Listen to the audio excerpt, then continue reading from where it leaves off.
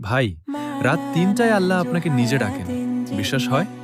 রাসূলুল্লাহ সাল্লাল্লাহু আলাইহি ওয়াসাল্লাম বলেছেন, আল্লাহ প্রতি রাতের শেষ তৃতীয়াংশে প্রথম আসমানে নেমে আসেন আর বলেন, কে আছো আমাকে ডাকবে? আমি তার ডাকে সাড়া দেব। কে আছো আমার কাছে চাইবে? আমি তাকে দেব। কে আছো আমার কাছে ক্ষমা চাইবে? আমি তাকে ক্ষমা করে দেব। সহিহ বুখারী। ভাই, দুনিয়ার সবাই যখন ঘুমে, আপনার রব আপনার জন্য জেগে থাকেন। আপনার চোখের পানি, আপনার কষ্ট, আপনার না বলা কথাগুলো শোনার জন্য তিনি অপেক্ষা করেন। আপনি শুধু একবার ইয়া আল্লাহ বলে ডাক দেন।